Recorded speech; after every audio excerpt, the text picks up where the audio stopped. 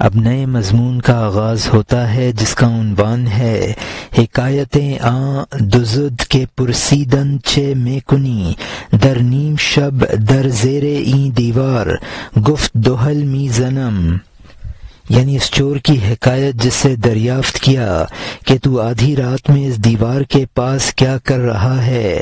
اس نے کہا ڈھول بجا رہا ہوں۔ یہ مثال سن کہ رات میں ایک سرکش چور دیوار کی جڑ میں گڑھا کھود رہا تھا۔ ایک ادھ کچری نیند والا جو کہ بیمار تھا اس کی آہستہ کھٹ کھٹ کو سن رہا تھا۔ وہ کوٹھے پر چڑھا اور سر کو جھکایا، اس سے کہا اے بابا تو کس کام میں لگا ہے؟ خیر تو ہے، آدھی رات میں تو کیا کر رہا ہے؟ تو کون ہے؟ اس نے کہا اے بزرگ ڈھول بجانے والا ہوں۔ تو کس کام میں مصروف ہے؟ اس نے کہا ڈھول بجا رہا ہوں۔ اس نے کہا اے مختلف طریقوں والے ڈھول کی آواز کہاں ہے؟ اس نے کہا تو اس آواز کو کل سن لے گا یا حسرتا و ویلا کا نعرہ جب میں چلا جاؤں گا تو ڈھول کی آواز سن لے گا۔ اس وقت تو جزو کل سے واقف ہو جائے گا۔ اے ادھ کچرے تو غلطی میں پڑا ہوا ہے، اللہ کے عشق کی آگ میں پختہ بن والسلام۔ وہ مثال چھوٹی اور ٹیڑھی اور بناوٹی ہے، اس ٹیڑھی کے راز کو بھی تو نے نہیں پہچانا ہے۔ یہاں مترجم نے حاشیے میں لکھا ہے کہ یعنی تیرا سب لٹ جائے گا اور تو وادیلا کرے گا تو وہ میرے ڈھول کی آواز ہوگی جو تو سن لے گا، یعنی جب میں چوری کر کے چلا جاؤں گا تب تجھے سب کچھ معلوم ہو جائے گا۔ یہ انبیاء کا مقولہ ہے کہ تم لوگ غلط مثالیں دے رہے ہو۔ غلطی تو یہ ہے کہ وہ مثال خود فرضی ہے، پھر غلطی یہ ہے کہ اس افسانے اور فرضی قصے کی حقیقت نہیں سمجھے۔ اب مولانا رحمۃ اللہ علیہ اس قصے کا واقعی مطلب سمجھاتے ہیں اور یہاں حاشیہ ختم ہوتا ہے۔ اب نئے مضمون کا آغاز ہوتا ہے جس کا عنوان ہے جواب آن مثل کے منکران گفتند از رسالت خرگوش، یعنی خرگوش کے قاصد بننے کی مثال جو منکروں نے بیان کی اس کا جواب۔ اس خرگوش کا راز سمجھ کہ وہ نالائق شیطان ہے جو کہ تیرے نفس کے سامنے قاصد بن کر آیا، یہاں تک کہ احمق نفس کو اس نے محروم کر دیا۔ اس آب حیات سے جو خضر علیہ السلام نے پیا، تو نے اس کے معنی کو الٹ دیا، تو نے کفر کیا، سزا کے لیے تیار ہو جا۔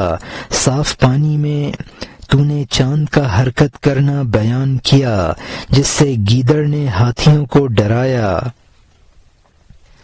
تو خرگوش اور ہاتھی اور پانی کا قصہ بیان کرتا ہے، چاند کے ہلنے سے ہاتھیوں کا ڈرنا بیان کرتا ہے۔ اے اندھوں عقل کے کچو، یہ کیا مشابہت رکھتا ہے اس چاند سے جس کے خاص و عام تابع ہیں۔ یہاں مترجم نے حاشیے میں لکھا ہے کہ خرگوش سے مراد یہاں شیطان ہے، ہاتھی سے مراد نفس انسانی ہے، پانی سے مراد وہ آب حیات ہے جو خضر علیہ السلام نے حاصل کر لیا تھا، یعنی شیطان نفس کو گمراہ کر کے آب حیات سے محروم کر دیتا ہے۔ اہل سبا نے اس قصہ کو الٹ کر خرگوش سے انبیاء مراد لیے۔ انبیاء کو دھوکے باز خرگوش سے تشبیہ دینا کفر ہے۔ اس قصے میں تم نے آسمان کے چاند کو اللہ سے تشبیہ دی، یہ تشبیہ انتہائی غلط ہے۔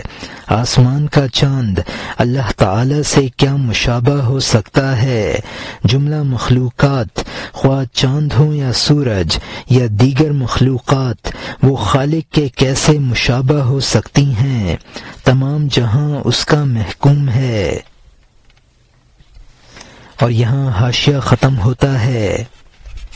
کیا چاند اور کیا سورج اور کیا آسمان، کیا عقلیں اور کیا جانیں اور کیا فرشتہ، کیا وحشی جانور اور کیا پرندے اور کیا پتھر، کیا بادشاہ اور کیا فقیر، کیا شہنشاہ، کیا شہر اور کیا پہاڑ اور کیا سمندر، کیا مہینہ اور کیا سال اور کیا رات اور دن، کیا مٹی اور پانی اور کیا ہوا اور کیا آگ، کیا جاڑا اور گرمی اور کیا خزاں، کیا بہار، سب اس کے حکم اور فرمان میں ہیں، جیسا کہ گیند بلے کے خم میں۔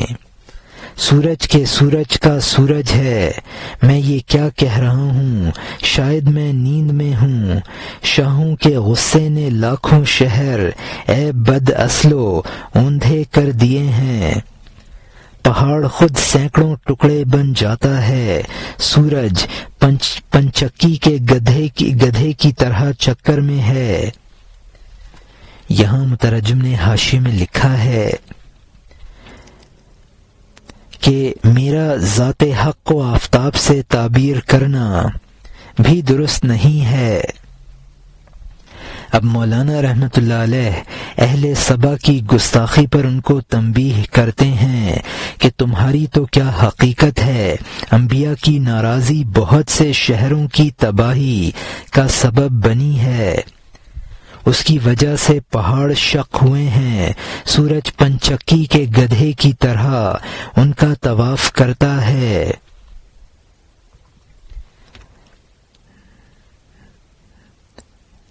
حنوت ایک مرکب خوشبو ہے جو مردے کے بدن پر مل دی جاتی ہے۔ حضرت لوط علیہ السلام کی ناراضی سے بستیاں ویران ہوئیں، اور یہاں حاشیہ ختم ہوتا ہے۔ مردان خدا کا غصہ ابر کو خشک کر دیتا ہے، دلوں کے غصہ نے جہانوں کو تباہ کر دیا ہے۔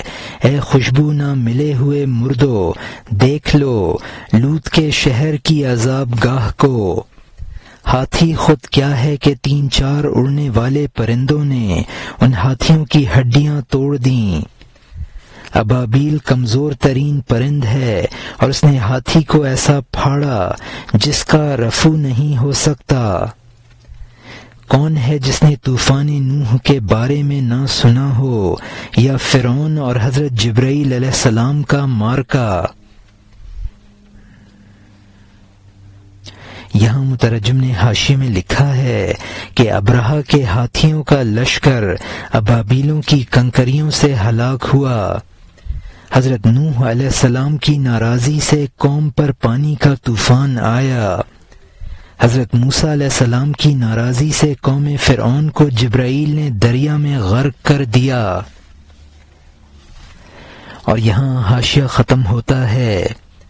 حضرت جبرائیل علیہ السلام نے ان کو شکست دی اور پانی میں بہا دیا، پانی ان کو ذرہ ذرہ کرتا تھا۔ کون ہے جس نے سمود کے احوال نہ سنے ہوں، اور یہ کہ عاد والوں کو آندھی اچک رہی تھی۔ اب آنکھ ایسے ہاتھیوں میں کھول جو ہاتھیوں کو جنگ میں مار ڈالنے والے تھے، ایسے ہاتھی اور ظالم بادشاہ صاحب دل کے غصے کے ماتحت ہمیشہ سنگ باری میں ہیں، ہمیشہ کے لیے ظلم کی وجہ سے اندھیرے میں جا رہے ہیں، اور کوئی فریاد اور رحمت نہیں ہے۔ شاید تم نے نیک اور بد کا نام نہیں سنا ہے، سب نے دیکھ لیا ہے اور تم نے نہیں دیکھا ہے۔ دیکھے ہوئے کو اندیکھا تصور کر رہے ہو، لیکن موت تمہاری آنکھ کو اچھی طرح کھول دے گی۔ اگر دونوں جہان سورج اور نور سے پر ہوں، جبکہ تو اندھوں کی طرح اندھیرے میں چلے، اس عظیم نور سے تو بہرہ نہ ہوگا، اس عظیم چاند کی طرف سے تیرا روشن دان بند رہے گا۔ تو محل سے گر کر کنویں میں چلا گیا ہے، وسیع جہانوں کی کیا خطا ہے۔ وہ جان جو بھیڑیے پن میں رہی، بتا وہ یوسف علیہ السلام کا چہرہ کیسے دیکھے گی۔ حضرت داؤد علیہ السلام کا نغمہ پتھر اور پہاڑ تک پہنچ گیا، ان سنگ دلوں کے کان نے نہ سنا۔ عقل اور انصاف کو شاباش ہے، ہر دور میں اور خدا ہدایت کو زیادہ جانتا ہے۔ یہاں مترجم نے حاشیے میں لکھا ہے کہ حضرت صالح علیہ السلام کی اونٹنی کو ذبح کرنے کی وجہ سے چیخ کے عذاب سے ہلاک ہوئے۔ حضرت ہود علیہ السلام کی نافرمانی سے قوم عاد تباہ ہوئی۔ تم ان تمام دیکھی بھالی چیزوں کو اندیکھا بنا رہے ہو، جب کہ انسان خود اپنے آپ کو اندھا بنا لے تو وہ نور سے محروم رہتا ہے۔ اگر کوئی خود اپنے آپ کو کنویں میں گرا لے اور دنیا کی وسعت سے محروم ہو جائے تو اس میں دنیا کا کیا قصور ہے؟ نفسانی عیوب، حرص، طمع وغیرہ، ان کو وصف گرگی کہا ہے۔ انبیاء کے معجزات سے غیر ذی روح تک متاثر ہوئے ہیں، لیکن سنگ دل انسان متاثر نہیں ہوتا۔ عقل و انصاف ہو تو انسان حقیقت کو سمجھ لیتا ہے۔ اہل سبا عقل و انصاف سے بے بہرہ ہیں۔ اور یہاں حاشیہ ختم ہوتا ہے۔ صدقوا رسلا کراما یا سبا، صدقوا روحا صباحا من سبا، صدقوهم شموس طالعا یومنوکم من محاذی القارعہ، صدقوهم هم بدور ظاہرہ قبل ان یلقوکم بالساہرہ، صدقوهم مصابیح الدجا اکرموهم هم مفاتیح الرجا، صدقوا من لیس یرجو خیرکم لا تدلوا لا تصدوا غیرکم۔ یعنی اے سبا والو، شریف رسولوں کی تصدیق کرو، اس روح کی تصدیق کرو جس کو قید کیا ہے، جس نے بھی قید کیا ہے ان کی تصدیق کرو۔ وہ طلوع کرنے والے سورج ہیں، وہ تمہیں قیامت کی رسوائیوں سے امن دلائیں گے، ان کی تصدیق کرو۔ وہ روشن چاند ہیں، اس سے پہلے کرو کہ تم سے میدان قیامت میں ملاقات کریں، ان کی تصدیق کرو۔ وہ تاریکی کے چراغ ہیں، ان کی عزت کرو۔ وہ امید کی کنجیاں ہیں، ان کی تصدیق کرو۔ جو تمہارے مال کا امیدوار نہیں ہے، گمراہ نہ بنو، اپنے غیر کو نہ روکو۔ ہم فارسی بولنے والے ہیں، خبردار عربی کو رہنے دے۔ اے پانی اور مٹی سے بنے ہوئے اس ترک کا غلام بن جا، آگاہ بادشاہوں کی شہادتیں سنو۔ آسمان ان کے گرویدہ ہیں، تم بھی گرویدہ بنو، یا گزشتہ لوگوں کا حال دیکھو، یا آخرت کی طرف احتیاط سے پرواز کرو۔ یہاں مترجم نے حاشی میں لکھا ہے کہ صدقو کا مطلب ہے کہ پھر مولانا رحمۃ اللہ علیہ اہل سبا کو خطاب کرتے ہیں کہ ان شریف رسولوں کا کہنا مان لو، یہ عاشقان خدا ہیں، ان کی تصدیق کرو۔ یہ مجسم نور ہیں، ان کا اتباع قیامت کی رسوائیوں سے بچائے گا۔ لا محالہ قیامت کے دن ہمیں ان لوگوں کا سامنا کرنا ہے۔ اگر دنیا میں کہنا نہ مانو گے تو وہاں کام نہ چلے گا۔ یہ رسول اس قدر مخلص ہیں کہ تم سے کسی رہنما کی دولت نہیں مانگتے ہیں، لیکن تم خود گمراہ ہو اور دوسروں کو گمراہ کر رہے ہو۔ تم یہ اعتراض کرو گے کہ ہم فارسی بولنے والے ہیں، ہم عربی زبان نہیں سمجھتے، تو لو میں عربی میں نصیحت کرنا بند کرتا ہوں اور فارسی ہی میں نصیحت کرتا ہوں۔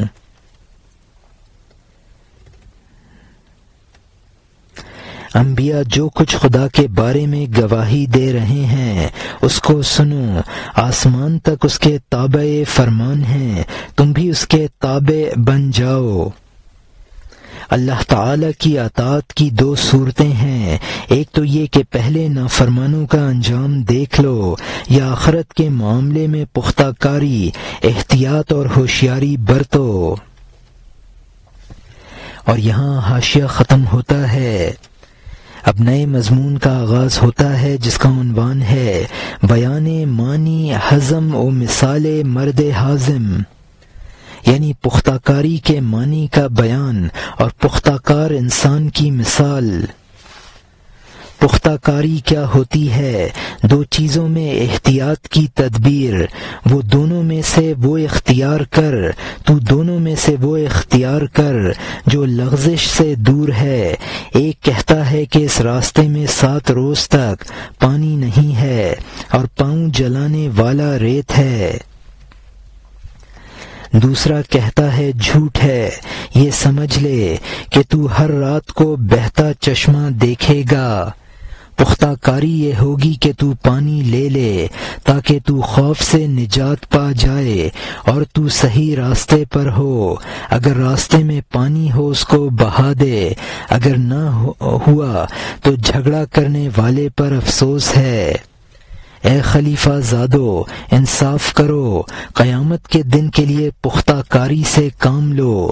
وہ دشمن جس نے تمہارے باپ سے کینہ کشی کی، علیین سے اس کو قید خانے میں کھینچ لایا، اس نے دل کے شاہ شطرنج کو مات دے دی، اس کو بہشت سے نکال کر مصیبتوں کا پابند کر دیا، مارکے میں چند جگہ اس پر پینچ ڈالا، یہاں تک کہ رسوائی کے ساتھ اس کو کشتی میں پچھاڑ دیا۔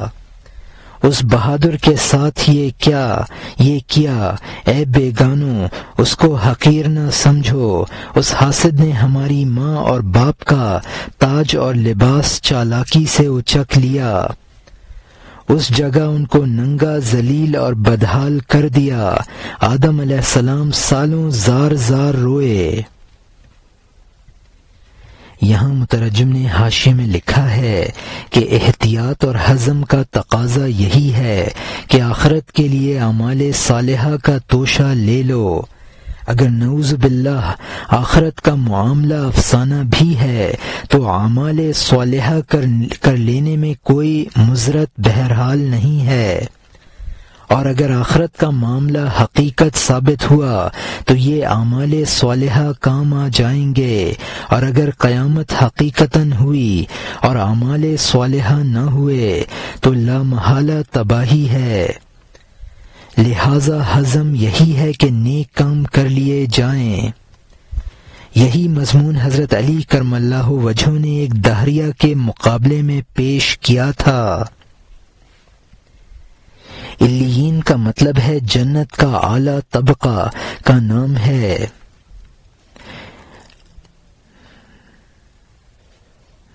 اور یہاں حاشیہ ختم ہوتا ہے۔ اس جگہ ان کو ننگا، ذلیل اور بدحال کر دیا۔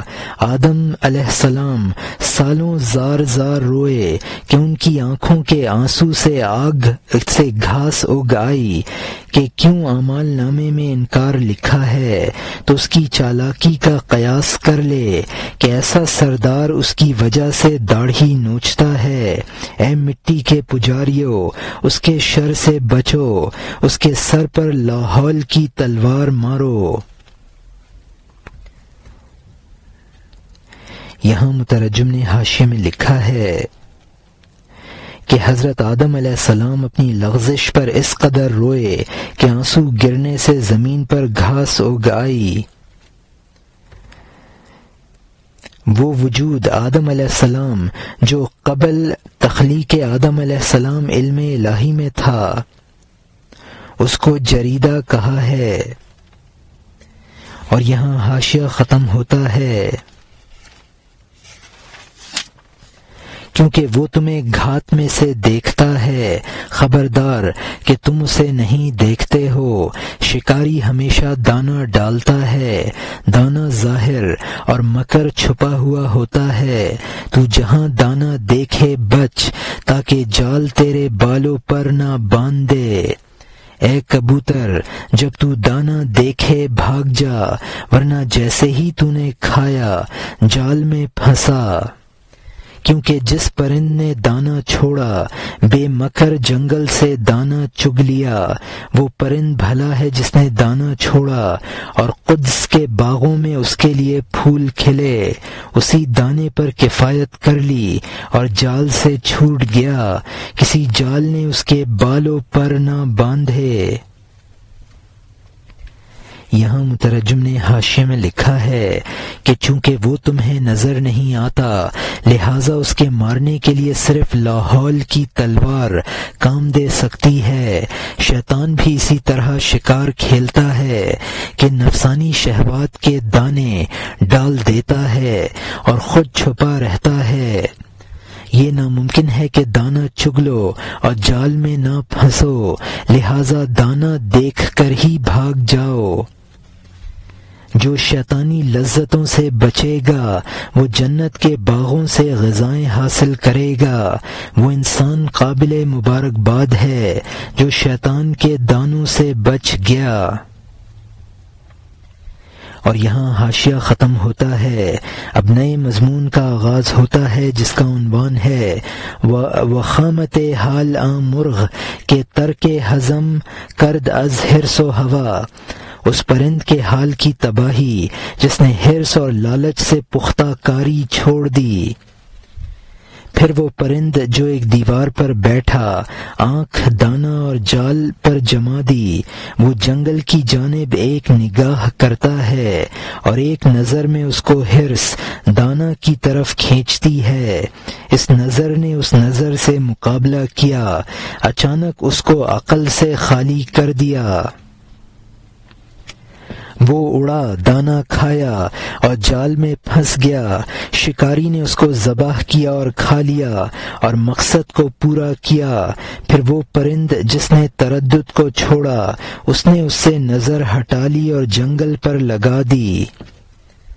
یہاں مترجم نے حاشیے میں لکھا ہے کہ اس قصے میں دو پرندوں کی حالت بیان کی ہے، ایک تو وہ جو حرص و لالچ میں عقل کھو بیٹھا اور دانے کے لالچ میں جال میں پھنس گیا، اس کا انجام تو یہ ہے کہ وہ شکاری کے پیٹ میں گیا، اور دوسرا وہ پرند ہے جس نے دانہ کا لالچ نہ کیا اور جال سے نجات پا گیا۔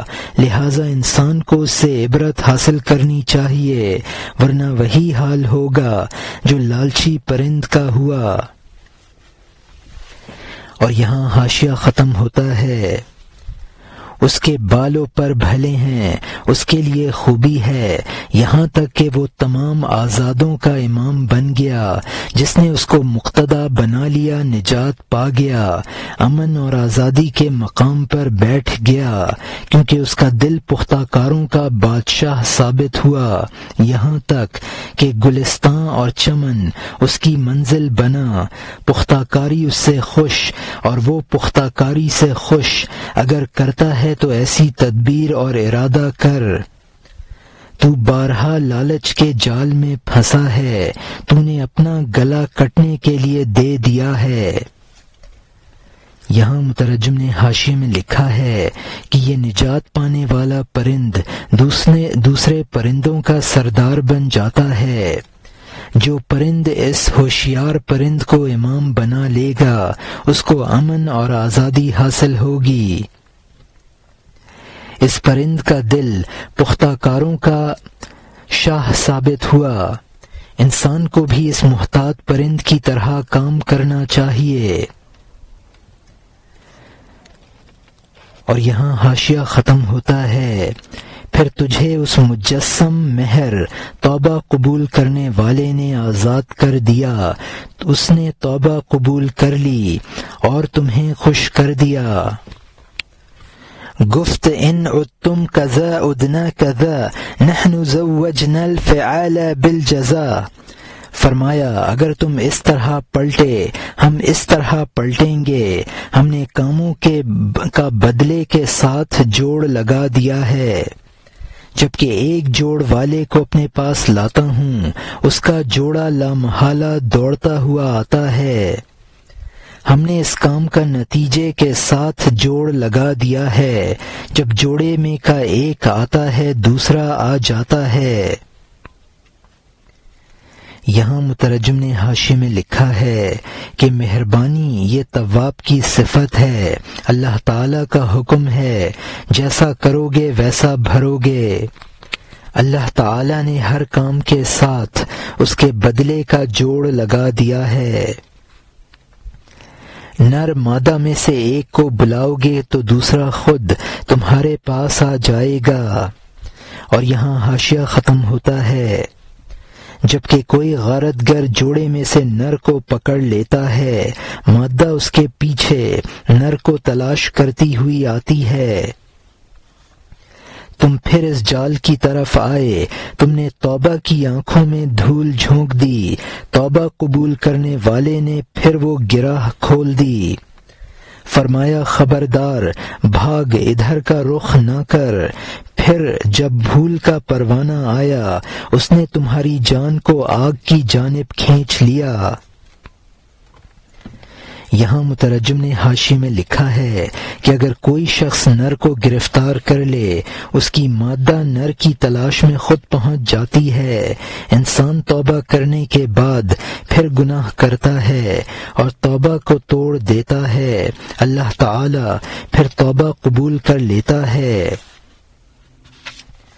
اور یہاں حاشیہ ختم ہوتا ہے، اے پروانے، بھول اور شک نہ کر، ایک بار اپنے جلے ہوئے پر کو دیکھ لے، جب تو بچ گیا اس کا شکریہ ہے کہ کبھی اس دانہ کی جانب منہ توڑ نہ کرے، اس دانہ کی جانب موڑ توڑ نہ کرے، تاکہ جب تو شکر کرے تو وہ تجھے عطا کرے وہ روزی جو بغیر جال اور بغیر دشمن کے خوف کے ہے، اس نعمت کے شکریہ میں کہ تمہیں اس نے آزاد کر دیا۔ اللہ تعالی کی نعمت کو یاد کرنا چاہیے۔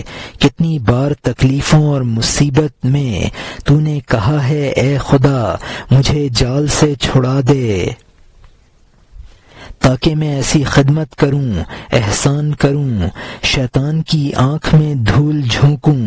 جب اللہ تعالی نے تجھے آزمائش سے نجات دے دی تو ویسا ہی ہے جیسا کہ تھا، جب اس نے تجھے رہائی دے دی تو نے اس کو بھلا دیا، اپنی جان کو مست اور بے ہوش کر لیا۔ یہاں مترجم نے حاشیے میں لکھا ہے کہ پروانہ روشنی کا عاشق ہوتا ہے، وہ شخص جو گناہوں پر فریفتہ ہے، اس کو تباہ شدہ قوموں کو دیکھ لینا چاہیے۔ توبہ کا شکریہ تو یہ ہے کہ پھر کبھی معصیت کی طرف رخ نہ کیا جائے۔ شکر مزید نعمت کا سبب ہے، سزا سے رہائی کی نعمت کو ہمیشہ یاد رکھنا چاہیے۔ انسان جب توبہ کرتا ہے تو خدا کو پکارتا ہے، وہ کہتا ہے کہ میں عبادت کروں گا اور اس میں صفت احسان پیدا کروں گا، لیکن جب مصیبت سے نجات مل جاتی ہے پھر پہلے کی طرح بدکار بن جاتا ہے۔ اور یہاں حاشیہ ختم ہوتا ہے، اب نئے مضمون کا آغاز ہوتا ہے جس کا عنوان ہے حکایت نظر کردن سگاں ہر زمستاں کہ چوں تابستاں آیت خانہ بسازیم از بحر زمستاں، یعنی حکایت کتوں کا ہر جاڑے میں منت ماننا کہ جب گرمی آئے گی تو ہم جاڑوں کے لیے گھر بنائیں گے۔ جاڑے میں کتے کی ہڈیاں اکٹھی ہو جاتی ہیں، جاڑے کی تکلیف میں اس کو ایسا مختصر بنا دیتی ہیں کہ وہ کہتا ہے کہ اے جسم کو جیسا کہ میں ہوں، کہ ایسے جسم کو کہ جیسا کہ میں ہوں پتھر کا گھر بنانا چاہیے۔ جب گرمی آ جائے گی میں جنگل سے جاڑے کے لیے پتھر کا گھر بناؤں گا۔ یہاں مترجم نے حاشیے میں لکھا ہے کہ اس حکایت کا منشا یہ ہے کہ بدکار کی یہ عادت کتے کی عادت کے مشابہ ہے۔ کتے جاڑے میں سردی کی تکلیف سے دبلے ہو جاتے ہیں۔ جاڑے میں کتا سوچتا ہے کہ اب کی گرمی میں میں اپنے لیے پتھر کا گھر بنا لوں گا تاکہ آنے والے جاڑے سے محفوظ رہوں۔ اور یہاں حاشیہ ختم ہوتا ہے۔ جب گرمی آ جاتی ہے خوشی سے، ہڈیاں پھیل جاتی ہیں، کھال کھل جاتی ہے، وہ موٹا ہو جاتا ہے، سایہ میں پاؤں پھیلا دیتا ہے، کاہل پیٹ بھرا، غافل خود رائے ہو جاتا ہے۔ جب اپنے آپ کو موٹا دیکھتا ہے وہ کہتا ہے، اے بزرگ میں کس گھر میں سما سکتا ہوں؟ اس کا دل کہتا ہے، اے چچا گھر بنا لے۔ وہ کہتا ہے، بتا میں کسی گھر میں کب سما سکتا ہوں؟ مصیبت کے وقت تیرے حرص کی ہڈیاں درہم برہم ہو جاتی ہیں، لپٹ کر چھوٹی ہو جاتی ہیں۔ یہاں مترجم نے حاشیے میں لکھا ہے کہ گرمی کے زمانے میں جاڑے کی تکلیف ختم ہو جاتی ہے، پھر ہڈیوں اور کھال میں جان پیدا ہو جاتی ہے۔ گرمی کے زمانے میں کتا موٹا ہو جاتا ہے تو سایہ میں آرام سے سوتا ہے۔ اب اس کتے کے خیالات بدل جاتے ہیں اور سوچنے لگتا ہے، میں تو ایسا موٹا ہوں کہ کسی گھر میں نہ سما سکوں گا۔ انسان کا حال بھی اسی کتے کا سا ہے۔ اور یہاں حاشیہ ختم ہوتا ہے۔ تو کہتا ہے کہ میں توبہ کا ایک گھر بناؤں گا جو جاڑوں میں میرا گھر ہوگا۔ جب مصیبت جاتی رہی اور تیری وہ حرص موٹی ہو گئی، کتے کی طرح گھر کا خیال تجھ سے جاتا رہا۔ نعمت کا شکر نعمت سے زیادہ اچھا ہوتا ہے۔ شکر سوار عذاب کی طرف کب جاتا ہے۔ شکر نعمت کی روح اور نعمت کھال کی طرح ہے، کیونکہ شکر تجھے دوست کے کوچے تک لے جاتا ہے۔ نعمت غفلت پیدا کرتی ہے اور شکر آگاہی۔ شاہ کے شکر کے جال سے نعمت کا شکار کر۔ نعمت کا شکر تجھے بے نیاز اور بڑا بنا دے گا تاکہ تو سینکڑوں نعمتیں فقیر کو بخشے۔ اللہ تعالی کے کھانے اور نقل سے تو پیٹ بھر کر کھائے گا، یہاں تک کہ تجھ سے شکم پری اور سوال جاتا رہے گا۔ یہاں مترجم نے حاشیے میں لکھا ہے کہ جب انسان مصیبت میں مبتلا ہوتا ہے تو توبہ کے ذریعے آرام گاہ بنانے کی سوچتا ہے، لیکن مصیبت سے نجات پانے کے بعد پھر اپنی توبہ کو فراموش کر دیتا ہے۔ اللہ تعالی کی نعمتوں پہ اس کا شکریہ ادا کرنا نعمت سے بھی زیادہ اچھا ہے۔ شکر گزار بندہ اللہ تعالی کی خوشنودی حاصل کر لیتا ہے۔ شکر اور نعمت میں وہی نسبت ہے جو بدن اور روح میں ہے۔ نعمت کا خاصہ تو غفلت ہے اور شکر کا خاصہ خدا آگاہی ہے۔ اللہ تعالی نے فرمایا ہے، وَلَئِن شَكَرْتُمْ لَأَزِيدَنَّكُمْ، اگر تم شکر کرو گے ہم نعمتوں میں اضافہ کر دیں گے۔ اللہ تعالی جس کو شکر کی نعمت عطا فرما دیتا ہے وہ بڑا اور بے نیاز بن جاتا ہے، دولت کو فقیروں پر تقسیم کرتا ہے، اللہ کی جانب سے ایسی غذائیں حاصل کرتا ہے جس کی وجہ سے وہ تن پروری اور لوگوں کا دروازہ کھٹکھٹانے سے مبرہ ہو جاتا ہے۔ اور یہاں حاشیہ ختم ہوتا ہے۔ اللہ تعالی کی نعمت کا شکر ادا کرو تاکہ اپنے منحوس سر کو نہ پھوڑو۔ شکر زیادہ نعمت کو کھینچتا ہے، نعمت کا کفر انسان کو کافر بناتا ہے۔ اور یہاں مترجم نے حاشیے میں لکھا ہے کہ شکر مزید نعمتوں کا سبب ہے۔ اللہ تعالی کی نعمتوں کا کفر انسان کو کافر بنا دیتا ہے۔ اور یہاں حاشیہ ختم ہوتا ہے۔ اب نئے مضمون کا آغاز ہوتا ہے جس کا عنوان ہے منع کردن منکراں انبیاء را علیہم السلام از نصیحت کردن و حجت آوردن بطریقہ جبریاں و نامعقول گفتن انبیاء علیہم السلام، یعنی منکروں کا انبیاء علیہم السلام کو نصیحت کرنے سے روکنا اور جبریوں کی طرح دلیل بیان کرنا اور انبیاء علیہم السلام کو نامناسب کہنا۔ یہاں مترجم نے حاشیے میں لکھا ہے کہ جبریہ وہ فرقہ ہے جو انسان کو اپنے افعال میں مجبور و مضطر قرار دیتا ہے۔ اور یہاں حاشیہ ختم ہوتا ہے۔ قوم نے کہا اے نصیحت کرنے والو، کافی ہوتا جو کچھ کہ تم نے کہا اگر اس گاؤں میں کوئی با اختیار ہوتا۔ اللہ تعالیٰ نے ہمارے دلوں پر تالے چڑھا دیے ہیں، اللہ تعالیٰ سے کوئی بازی نہیں جیت سکتا۔ تصویر ساز نے ہماری یہی تصویر بنائی ہے، یہ گفتگو سے نہیں بدل سکتی۔ تو پتھر سے سینکڑوں سال کہے کہ تو لعل بن جا، پرانے سے تو سینکڑوں بار کہے کہ تو نیا بن جا۔ تو مٹی سے کہے کہ پانی کی صفات اختیار کر، تو پانی سے کہے کہ شہد یا دودھ بن جا، تو آگ سے کہے کہ تو خالص نور بن جا، تو مچھر سے کہے کہ ہوا کی طرف چلا جا، تو کھوٹے سے کہے کہ مجسم صاف بن جا، یا یہ کہ اکسیر بن اور تیز ہو جا۔ کبھی ان اوصاف سے وہ بدلیں گے، اے بانصیب پانی کب شہد بنے گا؟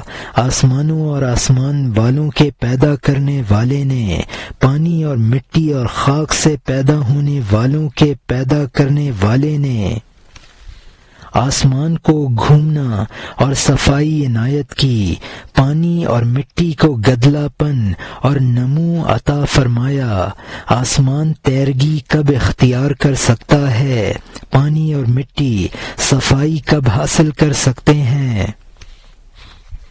ہر ایک کے لیے ایک راستہ تقسیم کر دیا ہے، تیری کوشش سے پہاڑ گھاس جیسا کب بن سکتا ہے؟ یہاں مترجم نے حاشیے میں لکھا ہے اگر ہم اپنے اختیار میں ہوتے تو تمہاری نصیحت بہت کافی تھی۔ جب اللہ تعالی نے ہمارے دلوں پر مہر لگا دی ہے تو اللہ پر کون غالب آ سکتا ہے؟ جب خدا نے ہمیں منکر بنایا ہے تو اب ہم کسی کی گفتگو سے مومن کیسے بن سکتے ہیں؟ اگر کوئی پتھر سے لعل بننے کو کہے، پرانے سے نیا بننے کو کہے، مٹی کو پانی بن جانے کا حکم دے، پانی کو شہد یا دودھ بننے کو کہے، کھوٹے کو خالص بننے کو کہے، یا اکسیر اور قیمتی بننے کو کہے، تو یہ سب کہنا بالکل بیکار ہے۔ جن صفات پر اللہ نے جن چیزوں کو پیدا فرمایا ہے ان میں تبدیلی ناممکن ہے۔ اللہ نے آسمان میں گھومنے اور صفائی کی صفت پیدا فرمائی ہے، اور پانی اور مٹی میں کدورت اور نشو و نما کی صفت پیدا فرمائی ہے۔ آسمان مقدر نہیں ہو سکتا، پانی اور مٹی مصفہ نہیں ہو سکتے، ہر چیز کا ایک حصہ مقرر کر دیا ہے، اس کو وہی حاصل ہوگا۔ تیری کوشش سے پہاڑ کب بنے گا؟ انبیاء علیہم السلام نے فرمایا صفات دو قسم کی ہیں، ایک میں تبدیلی ناممکن ہے اور دوسری میں تبدیلی ممکن ہے۔ ایک چیز میں مبغوض ہونے کی صفت ہوتی ہے، پھر وہی چیز محبوب بن جاتی ہے تو یہ اس کی صفت بدل گئی۔ اور یہاں حاشیہ ختم ہوتا ہے۔ اب نئے مضمون کا آغاز ہوتا ہے جس کا عنوان ہے جواب انبیاء علیہم السلام جبریاں را، یعنی جبریوں کو انبیاء علیہم السلام کا جواب دینا۔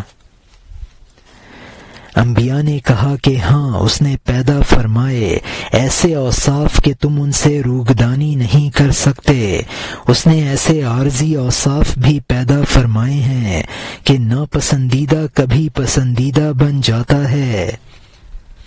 تو پتھر سے کہے کہ سونا بن، بیہودہ بات ہے، تو تانبے سے کہے کہ سونا بن، اس کا راستہ ہے، تو ریت سے کہے کہ پھول بن جا، وہ عاجز ہے، تو ریت سے کہے کہ پھول بن جا، وہ عاجز ہے، تو مٹی سے کہے کہ پھول بن جا، ممکن ہے۔ اس نے ایسے مرض پیدا کیے ہیں جن کا کوئی علاج نہیں ہے، وہ مثلاً گونگا پن، ناک کا چپٹا پن اور اندھا پن ہے۔ کچھ مرض دیے ہیں جن کا علاج ہے، وہ مثلاً لقوہ اور درد سر ہے۔ یہ دوائیں موافقت کرنے کے لیے بنائی ہیں، یہ درد اور دوائیں لغو نہیں ہیں بلکہ عموماً مرضوں کا علاج ہے۔ جب تو کوشش سے تلاش کرے گا ہاتھ آ جائے گا۔ یہاں مترجم نے حاشیے میں لکھا ہے کہ پتھر اپنا پتھر پن چھوڑ کر سونا بن جائے، یہ ممکن نہیں ہے۔ ہاں، تانبا سونا بن سکتا ہے، ریت میں گل و گلزار بننے کی صلاحیت نہیں ہے، مٹی گل و گلزار بن سکتی ہے۔ اسی طرح بعض امراض لا علاج ہیں، بعض امراض قابل علاج ہیں۔ پیدائشی گونگا پن یا چپٹی ناک یا پیدائشی اندھا پن ناقابل علاج ہے، لقوے اور درد سر کا علاج ہو سکتا ہے۔ یہ دوائیں امراض کا ازالہ کرتی ہیں اور ان دواؤں اور مرض میں مناسبت ہے۔ حدیث شریف میں ہے ما انزل اللہ داء الا انزل له دواء، یعنی خدا نے کوئی بیماری ایسی نہیں بنائی جس کا علاج نہ ہو۔ تلاش اور جستجو ضروری ہے۔ اور یہاں حاشیہ ختم ہوتا ہے، اب نئے مضمون کا آغاز ہوتا ہے جس کا عنوان ہے منکروں کا جبریوں کی دلیلوں کو دہرانا۔ قوم نے کہا اے جماعت، ہمارا یہ مرض وہ مرض نہیں ہے جو دوا کا اثر قبول کرے۔ تم نے سالوں یہ منتر اور نصیحت کی، اس سے ہر دم روک سخت ہوتی گئی۔ اگر یہ مرض دوا کو قبول کرنے والا ہوتا، بالآخر اس سے کوئی ذرہ زائل ہوتا۔ جب سدا پڑ جاتا ہے، جگر میں پانی نہیں پہنچتا ہے، اگر دریا بھی پیے وہ دوسری جگہ چلا جاتا ہے، لا محالہ ہاتھ پاؤں سوج جاتے ہیں، وہ پانی پینا پیاس کو نہیں بجھاتا ہے۔ یہاں مترجم نے حاشیے میں لکھا ہے کہ اہل سبا نے کہا اگر ہم تسلیم بھی کر لیں کہ بعض اوصاف میں تبدیلی اور بعض مرضوں کا علاج ممکن ہے تو ہمارا وصف اور مرض ناقابل علاج ہے۔ ہمارے مرض کے لا علاج ہونے کی علامت یہ ہے کہ سالہ سال سے تم لوگ نصیحتیں کر رہے ہو لیکن ہمارے دل تو اور زیادہ سخت ہوتے چلے جا رہے ہیں۔ اگر یہ مرض قابل علاج ہوتا تو کچھ فائدہ ہوتا۔ جب جگر میں بند لگ جاتا ہے تو پانی جگر تک نہیں پہنچ پاتا، پانی پینے سے پانی اور طرف چلا جاتا ہے اور پیاس نہیں بجھتی، ہاتھ پاؤں پر ورم آ جاتا ہے تو پانی بجائے پیاس بجھانے کے اور مرض میں اضافہ کرتا ہے۔ انبیاء نے اہل سبا سے کہا کہ اللہ تعالی کی رحمت سے نا امیدی بری چیز ہے۔ اور یہاں حاشیہ ختم ہوتا ہے، اب نئے مضمون کا آغاز ہوتا ہے جس کا عنوان ہے بعض جواب انبیاء علیہم السلام جبریاں را، یعنی انبیاء علیہ السلام کا پھر جبریوں کو جواب دینا۔ انبیاء نے کہا نا امیدی بری ہے، اللہ تعالیٰ کا فضل اور رحمتیں لا انتہا ہیں، ایسے محسن سے نا امید نہ ہونا چاہیے۔ اس رحمت کے شکار بند کو دستاویز بنا لو، بہت سے کام ہیں جو ابتداً سخت بنے، اس کے بعد کھل گئے، سختی رفع ہو گئی، مایوسی کے بعد بہت سی امیدیں ہیں، اندھیری کے بعد بہت سے سورج ہیں۔ میں مانتا ہوں کہ تم پتھر بن گئے ہو، تم نے کان اور دل پر قفل چڑھا لیے ہیں۔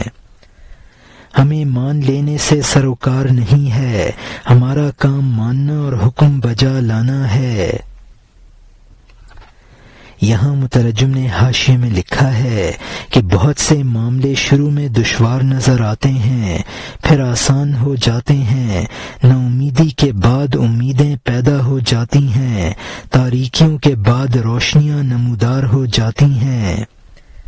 ہمیں یہ بھی تسلیم ہے کہ تم سنگ دل بن گئے ہو اور تم نے دل اور کان پر قفل لگا لیے ہیں، لیکن یہ بھی سمجھ لو کہ تبلیغ رسالت میں ہمیں تمہارے قبول کرنے اور انکار سے کوئی بحث نہیں ہے، ہم تو اللہ تعالی کے حکم کی تعمیل کرتے ہیں۔ اور یہاں حاشیہ ختم ہوتا ہے، اس نے اس اطاعت کا ہمیں حکم دیا ہے، ہمارا کہنا اپنی جانب سے نہیں ہے، ہم اس کے حکم کے لیے جیتے ہیں۔ اگر وہ حکم دے ہم ریت میں کھیتی بوئیں گے۔ ہم مخلص لوگ خدا کا حکم اور یہ پیغام تم تک پہنچا رہے ہیں۔ خدا کے سوا نبی کی جان کا کوئی دوست نہیں ہے، اس کو مخلوق کے ماننے نہ ماننے سے کوئی واسطہ نہیں ہے۔ اس کے پیغامات کی تبلیغ کی مزدوری اس کی جانب سے ہے۔ ہم دوست کی خاطر برے اور دشمن کے چہرے والے بن گئے ہیں۔ ہم اس بارگاہ پر تھکے ہوئے نہیں ہیں کہ راستے کی دوری کی وجہ سے ہر جگہ ٹھہر جائیں۔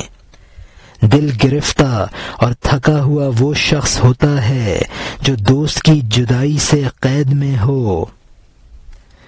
یہاں مترجم نے حاشیے میں لکھا ہے کہ ہم تو اسی لیے زندہ ہیں کہ اس کے حکم کی پابندی کریں۔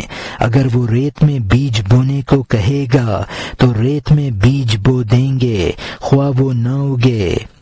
چونکہ اللہ کا ہمیں حکم ہے کہ تمہیں ہم تبلیغ کریں، اس لیے بغیر ریا کے تمہیں احکام پہنچا رہے ہیں۔ ہمیں اس سے سروکار نہیں کہ کوئی ہماری بات قبول کرے یا رد کرے۔ ہم اللہ کے لیے تبلیغ کرتے ہیں اور اس کام کی مزدوری اس سے لیں گے۔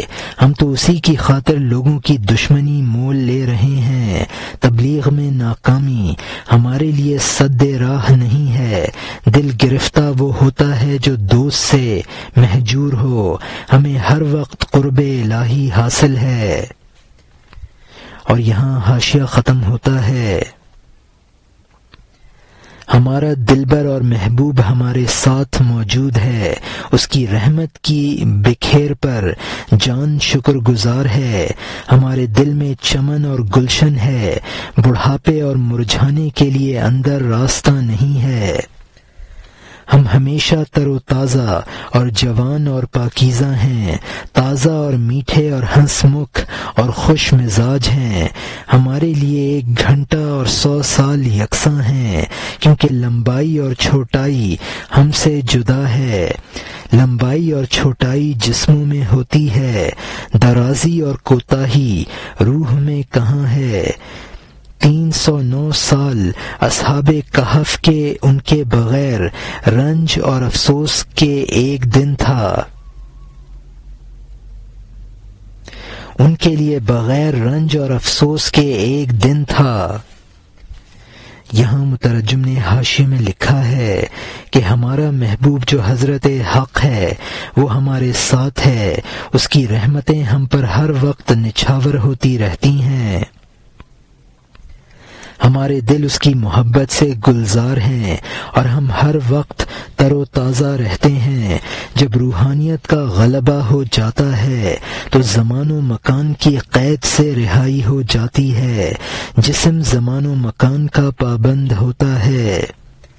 اصحاب کہف پر روحانیت کا غلبہ تھا تو ان کے لیے 309 سال 1 روز کے برابر تھے۔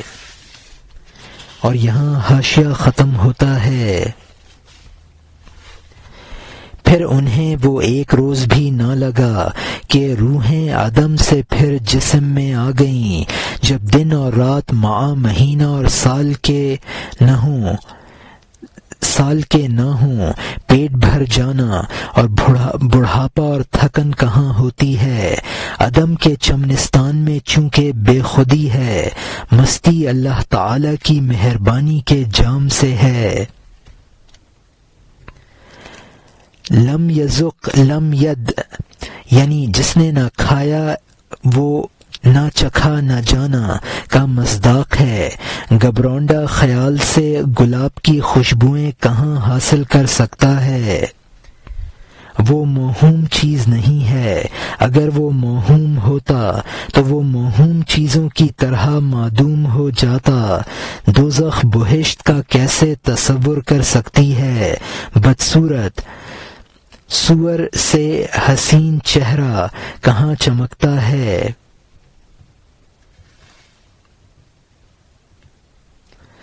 اے بڑو اپنے گلے نہ پھاڑو، منہ تک ایسا لقمہ پہنچ گیا ہے۔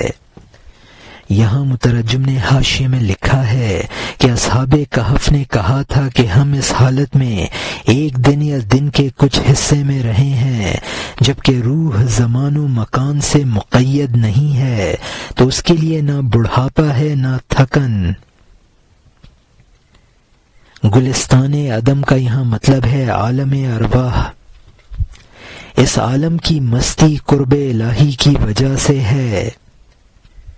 لم یذق کا مطلب ہے یعنی جس نے چیز کو نہ چکھا ہو وہ اس کا ذائقہ نہیں جان سکتا۔ گبرونڈا گوبر کا کیڑا ہے۔ یہ مستی وہمی نہیں ہے، وہمی کیفیت زائل ہو جاتی ہے، جس طرح دوزخ اور جنت میں بعد ہے اور دوزخ جنت کا تصور بھی نہیں کر سکتی، اسی طرح اہل دنیا اور اس مستی میں بعد ہے، دنیا دار اس مستی کو سمجھ ہی نہیں سکتا ہے۔ اہل سبا کو خطاب ہے کہ اپنی تباہی مول نہ لو، ہدایت حاصل کر لو۔ اور یہاں حاشیہ ختم ہوتا ہے۔ ہم نے سخت راستے طے کر لیے ہیں، ہم نے اپنوں کے لیے راستہ آسان کر دیا ہے۔ جو ہمارا پیرو بن گیا وہ رہائی پا گیا آگ کے عذاب سے اور جنت نشین ہو گیا۔ جس نے بدبختی سے ہماری نصیحت نہ سنی وہ دائمی عذاب میں مبتلا ہو گیا۔ آگاہ نیک بختی کے ستاروں سے راستہ تلاش کرو، کیونکہ تم اندھیرے اور کنویں کی گہرائی میں ہو۔ یہاں مترجم نے حاشیے میں لکھا ہے کہ ہدایت کے حصول میں جس قدر مصائب ہوتے ہیں وہ انبیاء جھیل چکتے ہیں، قوم ان کے بلا مجاہدے کے ہدایت حاصل کرتی ہے۔ انبیاء کی اطاعت کر لینے والے نجات پاتے ہیں، اور جو منکر ہوتے ہیں وہ ابدی عذاب میں مبتلا ہو جاتے ہیں۔ انبیاء نجوم ہدایت ہیں۔ انبیاء نے اپنے آپ کو سعادت کا ستارہ قرار دیا تھا۔ قوم نے کہا کہ تمہاری سعادت تمہارے لیے ہوگی، ہمارے لیے تو تم نحس ہو۔